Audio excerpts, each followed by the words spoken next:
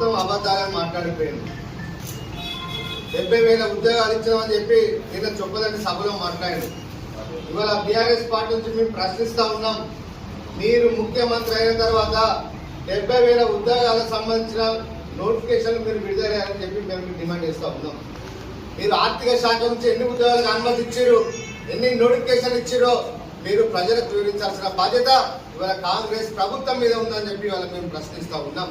కేసీఆర్ గారు ఇచ్చిన ఉద్యోగాలు నోటిఫికేషన్లు, కేసీఆర్ గారు పరీక్ష నిర్వహించి కొన్ని రిజల్ట్ ఇవ్వడంలో కొన్ని పెండింగ్ ఉంటే వాటిని భర్తీ చేసి వాళ్ళ మేమే ఇచ్చామని చెప్పి ఎవరితో పుట్టిన బిడ్డను ఇవాళ మా బిడ్డ అని ఇవాళ చెప్తున్నట్టుగా ఇవాళ రేవంత్ రెడ్డి గారు వివరం ఇవాళ కనిపిస్తా ఉన్నది.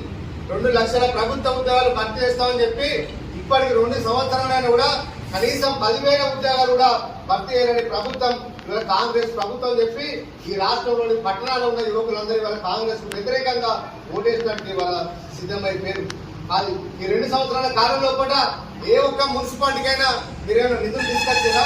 ఇవాళ రాష్ట్రంలో ఉత్తర తెలంగాణలో కరీంనగర్ జిల్లాలో కూడా ఇవాళ కేటీఆర్ గారు మున్సిపల్ శాఖ మంత్రిగా ఉన్నప్పుడు కేంద్ర ప్రభుత్వం దగ్గరికి అన్ని ప్రపోజల్ పంపించి అమృత స్కీమ్ మంజూరు చేయించిందే ఇవాళ కేటీఆర్ గారు ఇవాళ ఆ నిధుల్లో గోల్మాలు ఇస్తా ఉన్నారు. టెండర్లో అక్రమాలు జరుగుతున్నాయని చెప్పి కేటీఆర్ గారు ప్రశ్నించినా ఇంతవరకు బండి సంజయ్ గారు దాని మీద ఎలాంటి